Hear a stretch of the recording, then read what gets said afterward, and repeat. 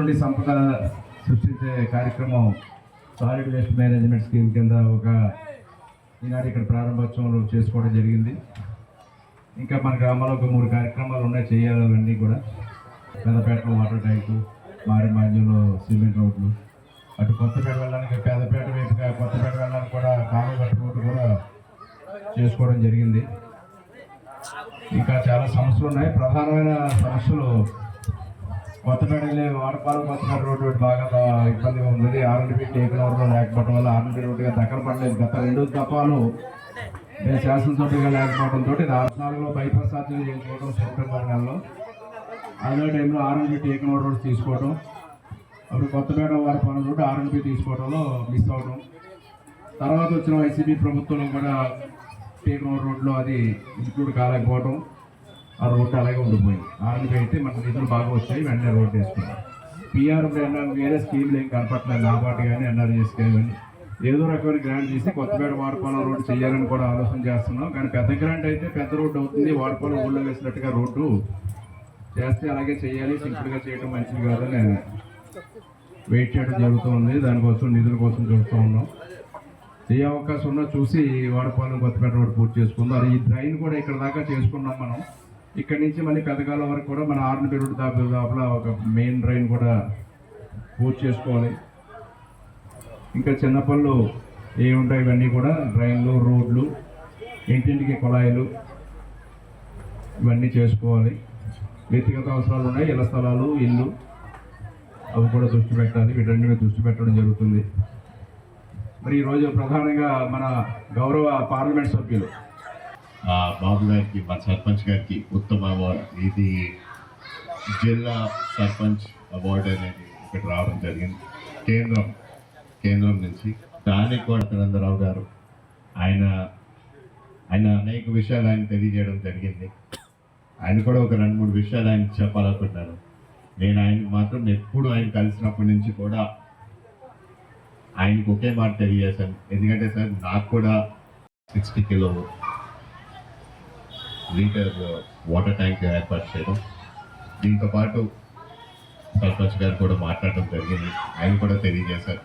దీంతో పాటు సుమారు గ్రామంలోని అన్ని చోట్ల వరకు మ్యాక్సిమం వాటర్ చేర్చేలాగా ఏర్పాటు అయిపోయింది.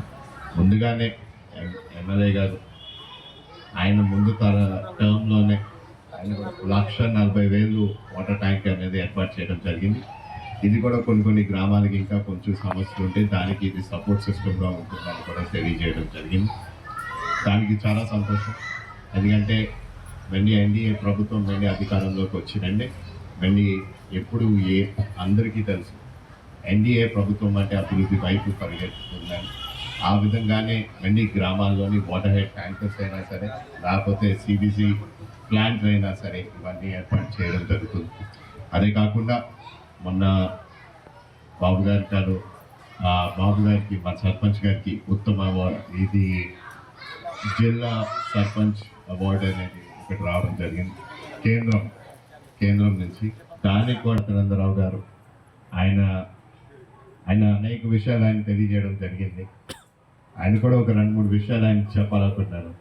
నేను ఆయనకు మాత్రం ఎప్పుడు ఆయన కలిసినప్పటి నుంచి కూడా ఆయనకు ఒకే మాట తెలియజేశాను. ఎందుకంటే సార్ నాకు కూడా మా నాన్నగారు చనిపోవడం కూడా నేను చాలా చిన్న వయసు. అప్పుడు కన్నా ముందు ఆయన మీ అందరితోనే ఒక ప్రత్యేక బంధుత్వం ఉండేది. మిమ్మల్ని ఒక అన్న తమ్ముళ్ళలాగా మీరు అందరూ కలిసి మెలిసి ఉండేవారు. నేను మీలో ఆ విధంగా నేను చూసుకుంటాను. మిమ్మల్ని ఒక నాన్నలా చూసుకుంటూ నాకు గైడెన్స్గా నేను చూసుకున్నాను. అందుకే మీరు ఎప్పుడన్నా సరే నన్ను ఏ విషయంలో వచ్చి మీరు నన్ను అడిగినా, ఎప్పుడు రమ్మన్నా, లేకపోతే ఏదన్నా ఇది చేద్దామనే కార్యక్రమానికి నిధులు అడిగినా సరే నేను ఎప్పుడు వెనకడుగేయను. నేను వెంటనే శాంక్షన్ చేస్తుంటా. ఆ విషయం మీకు తెలియాలనుకున్నా. ఎందుకంటే సార్ నాకు తెలిసిన వరకు ఆనాడు మా నాన్నగారిని ఒక స్పీకర్ స్థాయిలో ఉన్నా సరే ఆ టైంలోని ప్రత్యేకంగా ఆయన్ని మాత్రం ముందుకు తీసుకెళ్ళడం, లేకపోతే ఆయన్ని ఎప్పుడు ఏ కార్యక్రమంలోకి వెళ్ళాలి, ఏం చేస్తే బాగుంటుంది, ఇవన్నీ సూచనలు సలహాలు అప్పుడు ఆయనకి ఒక తమ్ముడు, ఒక అన్నలాగా మీరు చుట్టూ ఆయన్ని కాపాడుకుంటూ వెళ్ళారు. ఈరోజు ఆయన కొడుకుగా నాకు ఒక అవకాశం వచ్చింది. ఆయన మిమ్మల్ని నేను మొత్తం చుట్టూ నేను ఖచ్చితంగా మిమ్మల్ని ముందుకి మీ చుట్టూ మీరు ఏ విధంగా మాకు గైడెన్స్ ఇస్తారో యువతరానికి నేను ఒకనే కాదు ఇక్కడ ఉన్న యువతరం అందరూ కూడా ఆశిస్తుంది ఒకటే ఏంటంటే సార్ మీరు ఏ విధంగా మమ్మల్ని ముందుకు తీసుకెళ్తారు ఎందుకంటే మీరు చాలా మందికి యువతని ముందుకు తీసుకొచ్చారు ఏదైనా మీ నియోజకవర్గం ఉందంటే యువతరాన్ని ముందుకు తీసుకొస్తూ వాళ్ళకి ఒక సరైన గైడెన్స్ ఇస్తూ రాజకీయం ఏ విధంగా వాళ్ళని ముందుకు వెళ్ళాలో ఈ విషయాలన్నీ కూడా మీరు మాట్లాడడం జరిగింది.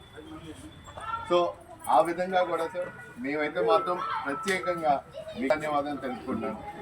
అలాగే ఈ రోజున 2-3 కార్యక్రమాలు ఇంకా ఇతర కార్యక్రమాలు ఓపెనింగ్స్ కూడా ఉన్నాయి. ఆయన చెప్పారు ఆనాడు ఆయన నాకు 2 విషయాలు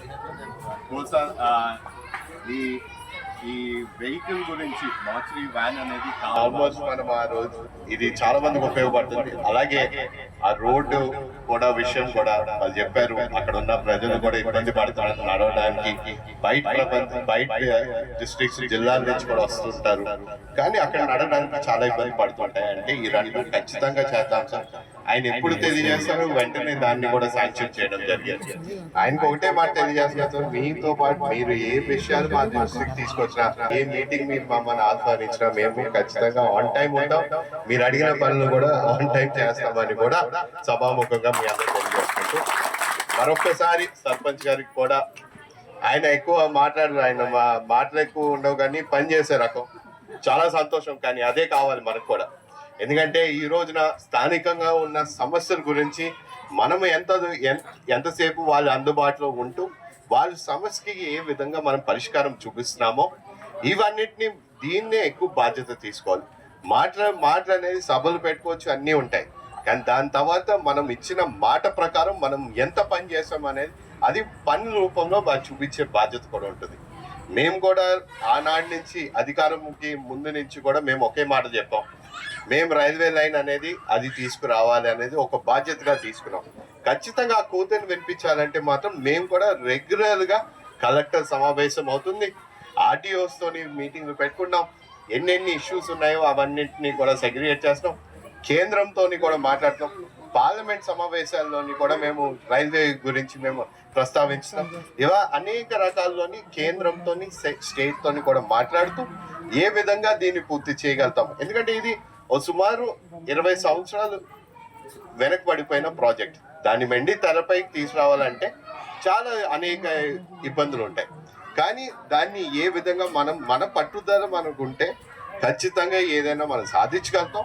అదే విధంగా నేను బాబు గారిని అయినా సరే లేకపోతే ఇక్కడ మన స్థానికం బండారు సత్యనందరావు గారు ఆయన ఎప్పుడు ఎన్ని ఇబ్బందులు ఉన్నా సరే ఎన్ని సమస్యలు ఉన్నా నిజంగా నిధులు లేకపోయినా వాళ్ళు ఎప్పుడు బండారు సత్యనందరావు గారు కూడా ఎప్పుడూ నిరాశపడు. ఆయన ఒకటే ఆలోచన ఇది చేయాలనుకుంటే మాత్రం ఆయన ఎంపీ నిధులు లేకపోతే రాజ్యసభ నిధులు లేకపోతే కేంద్రం నుంచి ఏ విధంగా తీసుకురాగలుగుతాం. ఆయన ఇది ఒక గొప్ప లక్షణం. ఎందుకంటే ఆయనకి ఈ రోజు ప్రజలందరూ ఒక సమస్య చెప్పారంటే దానికి ఖర్చు ఎంతైనా సరే 30 కోట్లైనా 40 కోట్లైనా ఆయన మాత్రం ఒక్కసారి నేను నిర్ణయించుకున్నా నేను చేయాలనుకుంటే మాత్రం ఖచ్చితంగా ఆయన చేసి పెడతారు. అదే అభివృద్ధి ఇప్పుడు దాకా కూడా కొత్తపేట నియోజకవర్గంలో కనిపిస్తుందని కూడా మీ అందరూ తెలియాలి. మరిన్ని వీడియోస్ కోసం ఛానల్ ని సబ్స్క్రైబ్ చేయండి. లేటెస్ట్ అప్డేట్స్ కోసం వాట్సాప్ ఛానల్ ని ఫాలో అవ్వండి. ఆ లింక్ డిస్క్రిప్షన్ లో ఉంది.